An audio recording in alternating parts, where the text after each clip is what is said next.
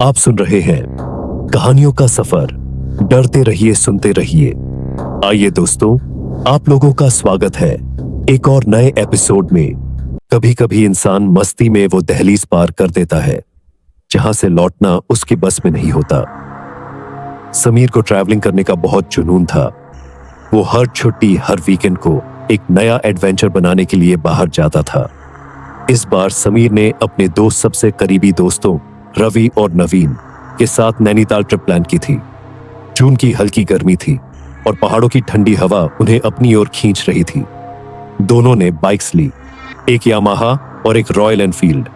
दोनों सुबह बाइक्स से 5 बजे घर से निकल गए। समीर हंसी मजाक करता हुआ बोल पड़ा, इस बार तो भैया नैनीताल की हर गली, हर पहाड़ी छान मारेंगे। रवि, जो थोड़ा शांत स्वभाव का था, बोला, बस किसी उलझुल जगह पे मत चल देना समीर, पिछली बार की तरह। नवीन मस्तीखोर था, घूमना है तो दिल खोल के घूमेंगे, डरने का नहीं। जैसे ही वो हल्द्वानी पार हुए, पहाड़ों की सड़कों ने उन्हें अपने आगोश में लेना शुरू कर दिया। हर मोड़ पर धुंध और पेड़ों के पीछे से झांकती धूप, सब कुछ सपना जैसा लग रहा था। लेकिन किसी को नहीं पता था कि ये ट्रिप उनका जीवन बदलने वाली है। तीसरे दिन शाम के करीब 5 बजे वो तीनों नैनीताल झील के किनारे से लौट रहे थे। वापस अपने होटल की ओर जाते हुए उन्हें एक सुनसान सड़क दिखी, घने पेड़ों के बीच जाती हुई, जिस पर कोई भी गाड़ी नहीं थी। समीर को शरारत करने की सूझी, चलो उस तरफ चलते हैं, कुछ नया एक्सप्लोर करते हैं। रवि ने तुरंत मना किया, वो रास्ता ठीक नहीं लग रहा समीर। अरे यार, ट्रिप है, एक्साइटमेंट होना चाहिए। बाइक्स उस वीराने जगह की ओर मुड़ी। कुछ ही मिनटों में उनके सामने एक पुराना जंग लगा हुआ गेट आया, जिस पर काई जमी हुई थी और लोहा जंग से लाल हो चुका था। उसके ऊपर फेडेड सफेद पेंट से लिखा था, शांतिपुरी श्मशान भूमि में प्रवेश वर्जित है। तीनों लड़कों ने अपनी बाइक गेट के पास रोकी। रवि ने धीमी आवाज में कहा, मैंने इस जगह के बारे में सुना है, इसे लोग बुढ़िया कब्रिस्तान कहते हैं। यहाँ पर 100 साल पहले एक भयानक लैंडस्लाइड में 150 लोग दबकर मर गए थे। कहा जाता है कि उनकी आत्माएं आज भी इस जमीन पर भटकती हैं। नवीन हंसते हुए बोला, इतनी डरावनी कहानी, लगता है किसी YouTube वीडियो में देखा है तूने। समीर ने मोबाइल निकाला, सेल्फी तो बनती है भैया। उन्होंने कब्रिस्तान में फोटो लेने शुरू कर दिया। और फिर शुरू हुई गंभीर गलती। कब्रों पर चढ़कर तस्वीरें लेना, पत्थरों को हिलाना, हंसी मजाक में आत्माओं को गालियां देना। किसी ने नहीं सोचा कि मरे हुए शांत नहीं होते, बस इंतजार करते हैं। जैसे ही वो गेट से बाहर निकले और बाइक स्टार्ट की, कुछ तो बदल गया था। सिर्फ 1 किलोमीटर ही चले होंगे कि तीनों की आंखों के सामने अंधेरा छाने लगा। शरीर में तेज जलन और थकावट, हड्डियों तक दर्द का एहसास सिर ऐसा घूम रहा था जैसे किसी ने तपती आग रख दी हो। होटल पहुंचते पहुंचते हालत बदतर हो गई। तीनों बेहोशी की हालत में बिस्तर पर गिर पड़े। पर असली डर अभी शुरू हुआ था। रवि को नींद में कुछ अजीब महसूस हुआ। उसने दरवाजे के पास लगे शीशे में देखा, और जो उसने देखा वो कोई इंसान नहीं था। समीर और नवीन के पीछे कुछ काले धुएं जैसे साए थे, जो उनकी पीठ से कुछ खींच रहे थे।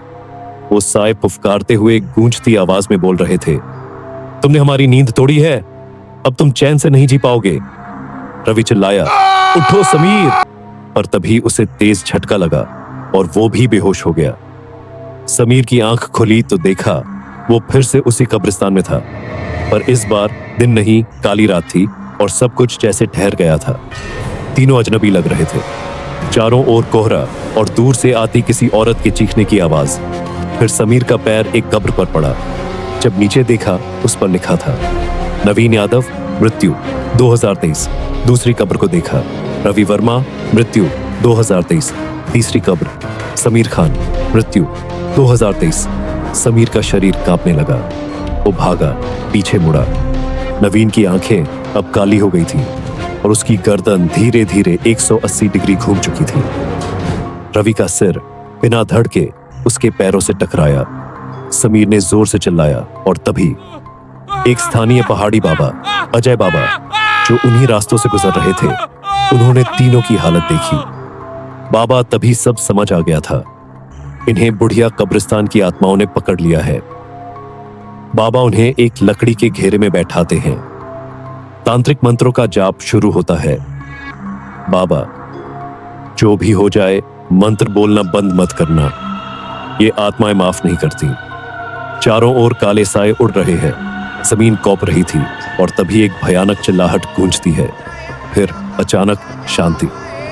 अगले दिन तीनों उठे तो कोई दर्द, कोई बुखार नहीं था। कमरे में सब कुछ सामान्य था, पर रात की यादें जिंदा थीं। उन्होंने अजय बाबा को धन्यवाद कहा और वादा किया, अब कभी किसी मृत आत्मा के स्थान का मजाक नहीं उड़ाएंगे। सुबह की हवा में एक अजीब ठंडक थी।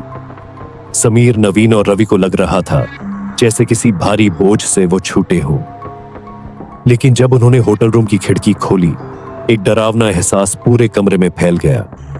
होटल के सामने की दीवार पर लाल रंग से लिखा था, तुम वापस आए हो, लेकिन हम भी साथ आए हैं। रवि डर के मारे पीछे हट गया। नवीन की सांसें तेज चल रही थी। समीर, जो सबसे बहादुर समझा जाता था, इस बार चुप था। उसकी आंखों में वही डर था जो किसी कब्र से उठे इंसान की आंखों में होता है। रात को तीनों फिर से सोने की कोशिश कर रहे थे। अचानक बिजली चली गई और कमरे की एक दीवार से धीमे धीमे एक काली परछाई निकलने लगी।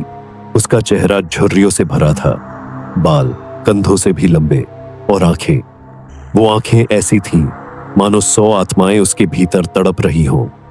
समीर की आंखें खुली थीं, पर शरीर हिल नहीं रहा था।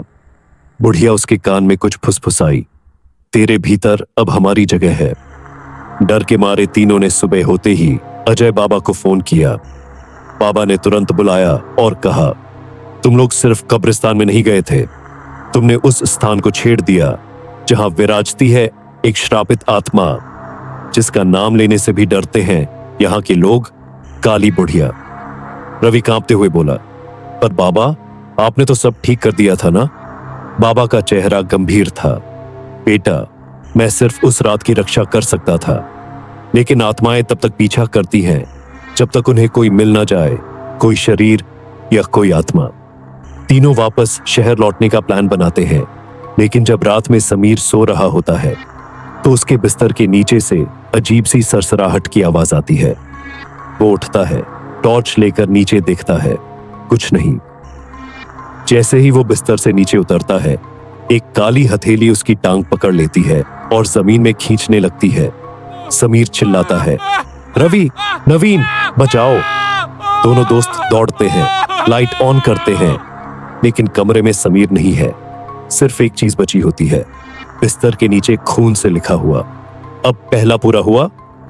अगले दिन नवीन की हालत बिगड़ने लगती है। उसकी आंखें सुस्त पड़ने लगी हैं, चेहरा पीला और उसकी आवाजें अब उसकी जैसी नहीं लगती। रवि उसे हॉस्पिटल ले जाना चाहता है, लेकिन नवीन कहता है, रुक जा रवि, मुझे जाने दे, वो मुझे पुकार रही है। रवि उसे थप्पड़ मारकर होश में लाने की कोशिश करता है, लेकिन नवीन अब वो नवीन नहीं रहा। अजय बाबा रवि को बताते हैं, कई साल पहले इस जंगल में एक तांत्रिक बुढ़िया रहती थी। उसका नाम था काली माया। वह बच्चों की बलि देती थी। गांव वालों ने उसे जिंदा जला दिया था और उसी जगह पर बाद में कब्रिस्तान बना। उसकी आत्मा आज भी वहीं भटकती है और जो भी उसकी जगह पर हंसता है या कोई इसका मजाक बनता है, वो उस आत्मा का गुनहगार बन जाता है। तुम्हारा दोस्त समीर अब उस आत्मा के पास है। नवीन धीरे धीरे उसकी गिरफ्त हो गया है और तुम अगले हो सकते हो। रवि तय करता है कि वह पीछे नहीं हटेगा। वो अजय बाबा के साथ मिलकर एक आखिरी अनुष्ठान करेगा।